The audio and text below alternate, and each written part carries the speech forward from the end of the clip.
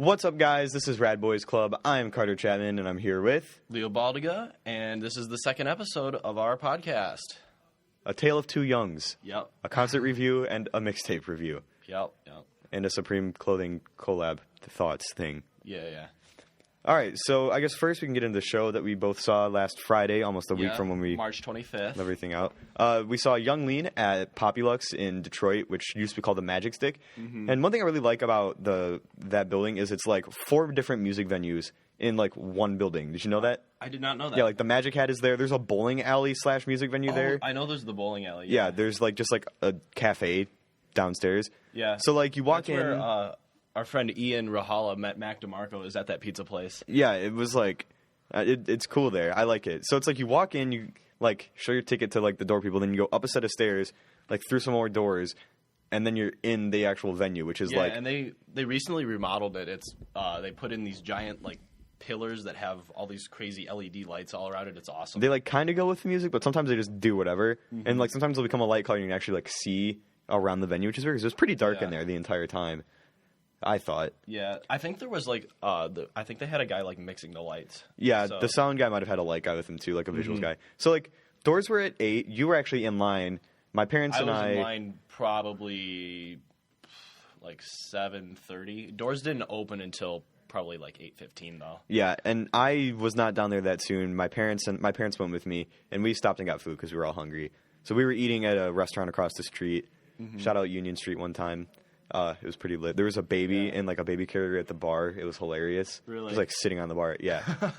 So I was kind of freaking out, thinking I was gonna miss him coming on because I didn't know if there was an opener or not. Yeah. And like your texts were like kind of delayed too. So like my phone was dying at the time. So yeah. So I eventually walk in at probably 9-ish, give or take. I try to find you, but like your phone's not working. So I DM'd this other kid that used to go here to see where he was. Lo and behold, you guys were like right next to each other, so it worked out. I was hanging out with him and 2 other younger kids. Yeah, so I ditched my parents like a good son, obviously, and I go in and I find you and Kieran and Logan and everyone else, and this DJ is playing like really awful EDM music, and no one is like caring at all. No one could have cared less. He played some. What was he playing? He played like grime and stuff. He played a little bit of grime, which was not terrible, but for the most part, it was just awful EDM. And like no one cared. Everyone was on their phones, like impatient. It was pretty crowded, but it wasn't too bad at that point. Yeah. And then so this goes on for a while to the point where the DJ was vaping the entire time, and people were like losing their minds. Yeah, it was amazing. So we're kind of bored out of our minds. Like this goes on for like far longer than it should have. At one point, his set switched from being like normal EDM to being like only bass coming out of the speakers for like 10 minutes. Do you remember that? This was a quiet show too. Like we were talking at probably normal speaking level the majority of the time. It was just the bass that was super heavy. So it's like to the point where like you can't hear anything because it's just bass coming out of this DJ's like stacks. And then these guys behind us find out through React Detroit, which I guess is like a local music blog. I don't really know what it is. Thai Boy Digital was going on at 10:45. So this is like probably at 10 that we hear this. He says 10:15 first. Yeah. And then 10:15 comes and goes. We're still freaking out because the DJ's on. People start booing him in between songs, and he starts holding up his hands. He's like 10 minutes or 5 minutes. He didn't really like... Yeah, it didn't really make sense. And so eventually he parts the stage, and everyone like freaks out. So like a few minutes go by, and then Thai Boy comes on stage and starts to perform. And the crowd goes from being like this kind of big ball to being like completely tight and sucked in like right in front of the stage. And I brought my film SLR camera, which was a very bad decision, and I was just trying to like save it from the crowd, not trying to hit anybody in the head with this giant chunk of metal around my neck. So Thai Boy Digital, for those of you who don't know, is like an auto-tune rapper from Bangkok by way of Stockholm, and he's actually Thai, which is cool.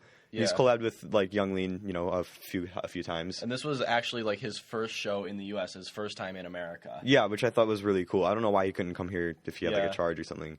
I didn't know that until after when you told me. Yeah.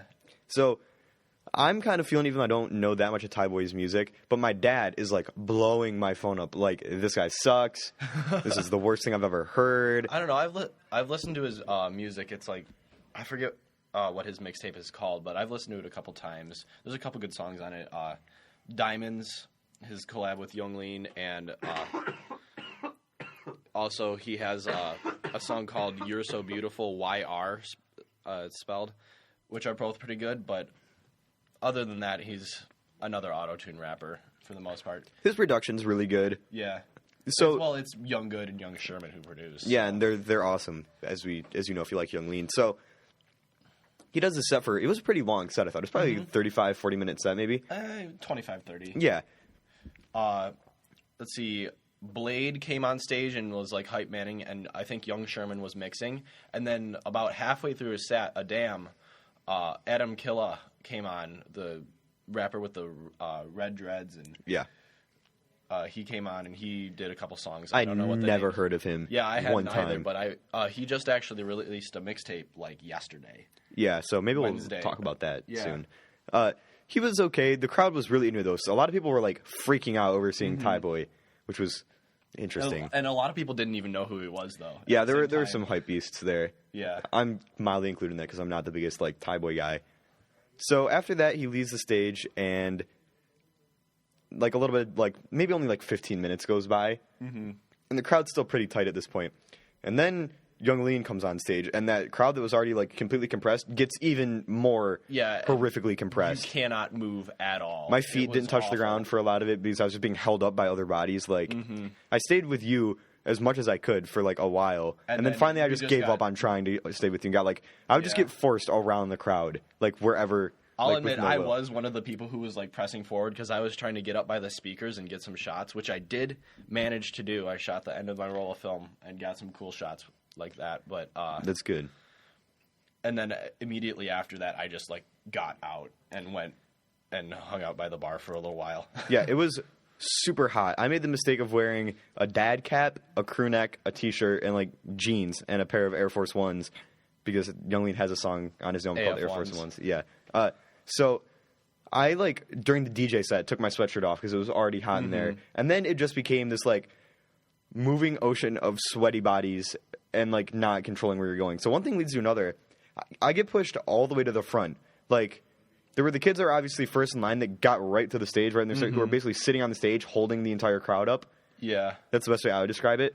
Just basically getting bent over the stage. Yeah, and I'm there being forced into them with no will. Like, they're kind of giving me dirty looks, and it's like, I can't move off you. Like, I'm trying as hard as I can. Some girl kept, like, giving me dirty looks, and I was like, I'm not trying to do this. It was, like, as much like physical contact as a punk show, except the kids didn't know how to handle it, so everybody was just getting crushed against the stage. Yeah, it was like, if there was moshing, it would have been really fun. I would have been all about it. The issue was, it was like everyone just pushing into this ball of, like, humanly flesh. There were some people trying to mosh, who everyone was mad at because no one else was about it. Yeah, because mostly white kids. Yeah, didn't know what they were doing. Yeah, like kids that also don't listen to punk probably either, or anything that would involve that. So that happens, and I get pushed right up to the front, which was cool because I got some good photos. So if you're watching this on YouTube, you'll probably see one of those at some point. I got to shake Young Lean's hand and Blade's hand like various times. I touched Blade. Yeah, it was pretty cool. The security guard, I managed to get the security guard to like give me a bottle of water. Yeah. And my mom... Was that before or after they like were stabbing them and just spraying them into the It was audience? after. After that? And my mom, when I told her that afterwards, freaked out at me and thought that I could have gotten drugged. And my dad was like... It's from a security Yeah, like guard. the security pulled it out of a case and opened it and gave it to him. What was going to happen? But it was pretty good. There were a lot of people getting pulled up on stage to like go backstage because they were just getting crushed. Yeah. And like... Young Lean, I didn't think was going to have very good stage presence. I thought he was going to be a little maybe awkward and just like slacker. Mumbly. He was way out there, like leaning into the crowd. He had great stage presence, great breath control. Was very clear. Oh yeah, I thought I could hear what he was saying. The crowd was into it. Yeah, he had like this projection behind him of like some crazy, I don't even know, but it was really cool. Yeah, and he had good stage presence, and I don't know. He like the crowd was really into it, which was nice. One thing, there was too much fog in the venue, I think. Yeah, it was a little overdone. It was hard to get good pictures, but... What are you going to do? Yeah. Probably the best show I've ever seen, without a doubt. And I wouldn't say it's the best show, but probably the best, like, EDM or rap show I've seen, yeah. Yeah, like... When he did Hurt, I've never heard a crowd be like that crystal clear with a song ever. Oh, yeah, because everybody knows. Yeah, he did everyone went crazy for Hurt. When he did Kyoto, that was like insane. Kyoto was cool. When he did Ginseng Strip, and that was awesome too. Yeah, and he did Hoover, which was like crazy. Like that was towards the beginning of his set. Everybody was really hyped for AF1s as well. Yeah, which is kind of sad because I ruined my Air Force Ones at that show, but they're almost resurrected at this point. I've cleaned put a them picture in here. Yeah, insert photo for those of you on YouTube. SoundCloud, subscribe to the YouTube to see the awesome visuals. YouTube.com/RadBoysClub. And so it was overall a very good experience. The only issue was they went on so late at night. Yeah, didn't get out of the venue until like 12:45. Yeah, and like it was so hot that my shirt had turned into a complete mop of probably more other people's sweat than mine, which was like disgusting. Like I took my shirt off like right after the show ended because it was so gross. Yeah, my sweatshirt was absolutely soaked. My hat almost got stolen from me. Some kid thought it was his. Oh, yeah, I bought a hat before the show like an idiot and gave it to one of our friends who was there to hold on to because I was wearing my Supreme hat. Insert photo of Matt Cruz and his vinyl. Yeah. And then he lost it, so I was out $30 for a hat that I didn't get. He gave you a pretty sweet hat in return, though. Yeah, he gave me a Communist Party hat. It's probably Gosha low-key and no one knows. No, it's not. It's not Gosha. But it's actually, like, the tag on it, it has Russian on it. It's, like, official party merch or something That's like that. really funny. All right, so I guess that's kind of a brief thing of how Young Lean went. Overall, I give it, like, concert 8 out of 10. 9 out of 10, Yeah, 9 out of 10 double cups. For Young Lean. All right, so I guess we can move on to the next part because this is the tale of two Youngs that we're doing here. And Slime Season 3. We're up here with Young Thug. Slime Season 3 came out on Friday.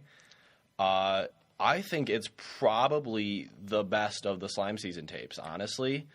It seems like it's the most trimmed, most, like, there's no filler. It's only 8 songs long, so it has to be, like, the best of the best. Yeah, I haven't listened to a ton of Young Thug, to be completely honest. But, like, I do know some friends like Woodwood or, like, Best Friend, like, the bangers. And I really, really enjoyed this. I thought it was good, like, bump to. I thought it was, like, Young Thug not just doing weird noises into a microphone the entire album. It's probably the most, like, intelligible that you can hear him. But at the same time, I'm partial to Slime Season 1 because that's, like, how I really started to get into Young Thug. But objectively, I think this is probably the best Slime Season tape. Really? Yeah. That's pretty good. Yeah, like, who was the producer on the most? Who's, like... It's more of, like, the typical production with his, like, sludgy synth thing and his really crispy hi-hats and all that. London on the track, Mike Will Made It, Ricky Rax. Like, okay, so that's London on the Track's actually his name. I didn't know if he was, like... it's London on the Track. I thought he did pretty good on... What's the song after with him? Is it Digits? Or is it... After with them. What's the second song on the mixtape? Oh... It has, like, Yak Gotti in it. No, Yak Gotti is... that's the Posse track. Oh, yeah. I thought it was good, though. I thought that it was very well-rounded. Good. But with them was so good to hear in full-length, clean version. The thing about it, though, it's different mixing, I think. From when he premiered it at Yeezy Season. For those of you that didn't watch, Young Thug was a model in the Yeezy Season 3 fashion show, much like who we talked about last week, Lil Yachty. But the thing is, with Young Thug, he got to, like, leave part of the way and go to, like, the DJ booth to, like, pass the aux cord around. And he played the song. He played most of it. He played 2/3 of it. And it was really good. And people, like, ripped the audio from it and put it on SoundCloud. And it was awesome. It was just kind of, like, reverby. That was the only thing. I liked the original mixing better. It was, like, the hi-hats were a lot crispier and, like, the bass was better. It doesn't sound like his engineer, Alex Toomey, who is, like, really, really good. He's coming up in Atlanta. He's awesome audio engineer who mixes and masters most of Thug's stuff. It didn't sound like he did it, but the rest of the tape did, so I don't know. But, yeah, with them, really good song. Also, Digits is probably my favorite song on the track. Yeah, Digits is really good. It's, like, it's so good. It's so immersive, like it feels like you're spending money in the club and like just balling out on everything. It does. It's buying some Cristal Alizé or something in the club, like You could be like that time that Chris Brown and Tony Parker got in like a fight in a club and were throwing like bottles at each other. Or one of them, or like Tony Parker, who's like he's a French NBA player, like got like glass shattered in his eye and like didn't go to the 2012 Olympics because he like was having issues with that still. Huh. And he's like the best player for about Team that. France. Yeah. Like Tyler the Creator does a line about that. I don't remember what it is though. Really? Yeah. But it was good though. Overall, like a lot of his lyrics on this are a lot easier to understand than most Young Thug. So if you haven't gotten into like any of Thugger's stuff, This is check the it out. time because This you'll is know the what he's time. saying. Unlike other stuff where he just like makes noise into a microphone. It's good noise, but it's just Yeah. noise. Like even in his GQ video when he reads the lyrics for Best Friend, you can still barely understand what he says when he's just talking, like reading them off a piece of paper. yeah, watching interviews with him is hilarious because Yeah. he's just like It's like it's almost as good as Chief Keef when Chief Keef gets interviewed. true. Because Chief Keef just like goes into Chief Keef mode and like is not down to earth at all. Yeah. I really like the Posse track, Slime Expletive, with Yak Gotti, Duke, and Pee Wee Roscoe. Thugger, his verse is a lot better than theirs, obviously, but I wouldn't sleep on any of them. Check out their stuff on DatPiff or whatever. Yeah, wasn't Yak Gotti also on Lil Boat in one of the songs? I think so, yeah. Yeah, I think he was. And he was good on that too. And I liked it overall. Like Yeah, it was overall, short for a mixtape, but it was not only on SoundCloud, which is a huge complaint of mine because I don't have unlimited data. So if I want to listen to something like in the car, it's better if I can get it from like Apple Music Yeah. and like save it, which he did this time. The album artwork was really cool. yeah, I liked it a lot. Why is the new thing to do like Bleeding Eyes album covers? Because Rihanna did it. I think it's Young Thug's, like, Influence. I don't know, yeah. Because like Rihanna did it for Anti, right? It's like a statue with like Kind of. painted eyes, and then isn't Slime Season 2 another Bleeding Eyes one? And It's this is got like a take snakes on on it or something. Yeah. It's a painting though. I thought that was a picture, Yeah. but that's actually a painting. Like there's like brush strokes in there, which is really cool. Yeah. But my only complaints are that it's only 8 songs long. I mean, Yeah, Slime Season 1 was, what, 18? It's I think ridiculous. so. Yeah, But Young Thug just seems to have more music than anyone in the entire it- world. the Slime Season series, I think it's a really cool way for Thugger to, like, get in front of the leaks that happened, like, back in August or whatever. Because someone got a hard drive of, like, all of his music and leaked it, but they were unfinished versions. And he was still able to, like, thrive and become really, really relevant through this series.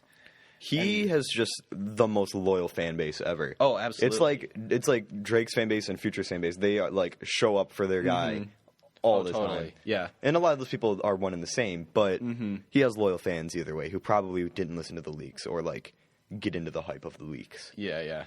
But Overall, 8 out of 10. Yeah. it's pretty good. Yeah, highly definitely check recommend. it out.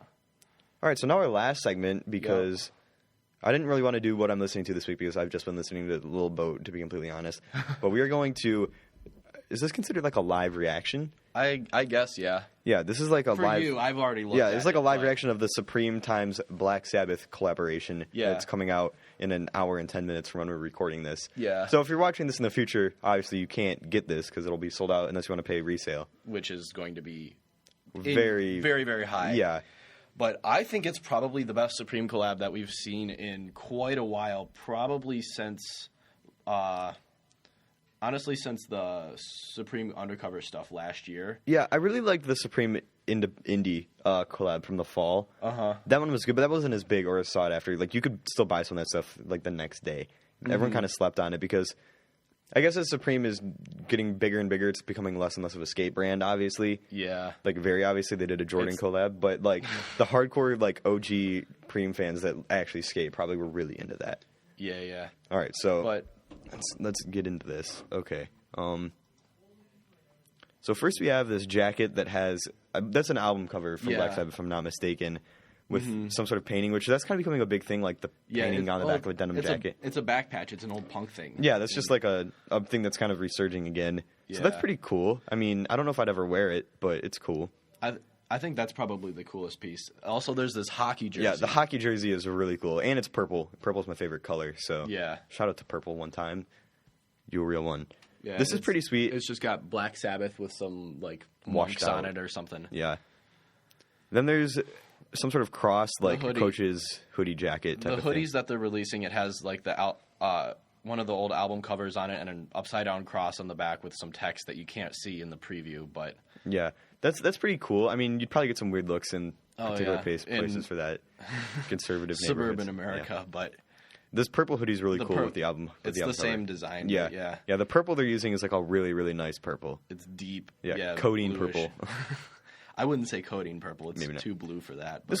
This is a cool shirt. It has like Ozzy singing on it. I'm pretty sure that's not Devo, is it? No. Here, oh, just click on the pictures. They're bigger if you do it. Oh, okay. Here we go.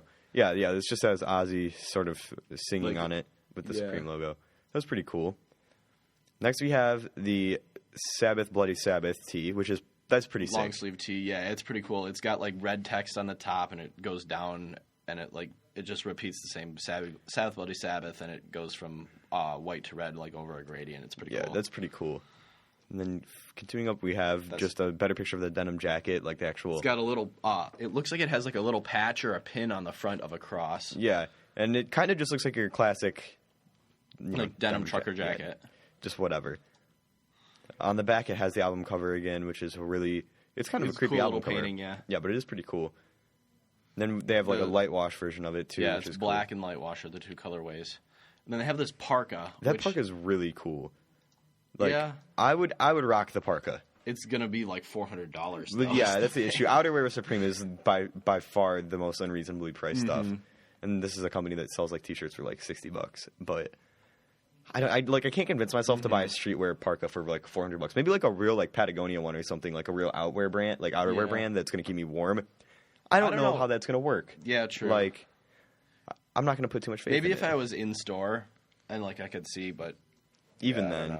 So better view of the jersey. Hockey jersey. It's got like this red patch on the front, which is pretty cool. Yeah, it has like Supreme in a script font, which is kind of cool. Cursive. Yeah. Okay, and then there's the Paranoid long sleeve in like this gothic font, similar to it's like Old English almost. Looks like the Pablo font almost. Yeah, that's pretty. That's pretty sick. Oh, the white with red is really good. Yeah, that's really nice.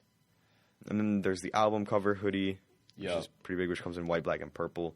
I wonder why they chose purple as their third color instead of doing like classic Supreme red as one of them. I don't know. I like the purple a lot though. Yeah, purple's good. Awesome. This was the same purple that they did on like the Eat Me Vans, which those ones kind of sat. Oh yeah. Those didn't really sell out very quickly, like the black and the sand did. Mm-hmm. But it's cool. I didn't get those ones. I bought Eat Me Vans when they came out, and I was going for sand. Didn't get sand.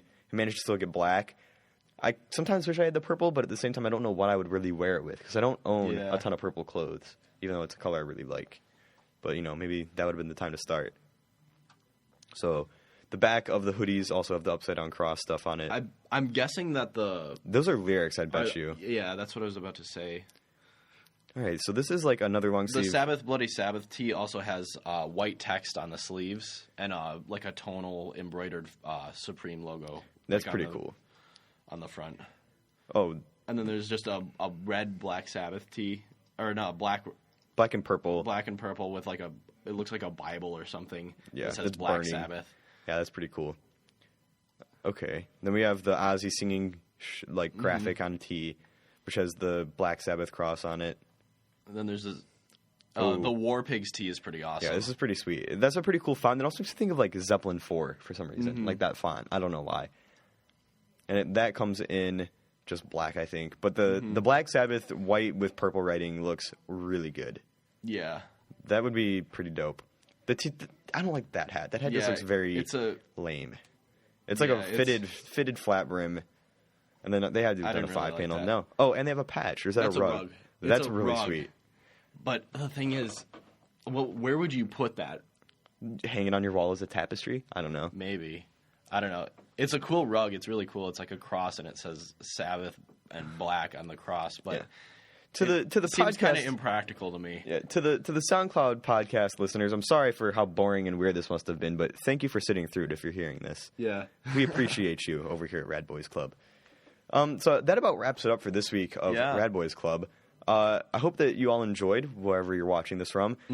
Please, if you're watching this on YouTube, give us a thumbs up or a subscribe or write us a comment. Tell us what we could do better. Links to music, Young Thug will be in the description. Link to, I guess, maybe the Warlord Tour website. So if for some reason you aren't in Michigan watching this, you might still be able to catch a show if you were on the border. I think he's heading out west towards like California next. So Yeah, he's finishing up the Midwest. If you're on SoundCloud, subscribe because that would really help, and we'd appreciate it. subscribe and like. Yeah. Make sure you follow us on Twitter and Instagram. All the links will be for that, and it'll be on screen if you're watching this on YouTube. And, yeah. Any closing words? No. All right. Well, Thanks so much. Yeah, thank you. Have a great week. You have a better week, Leo. I will.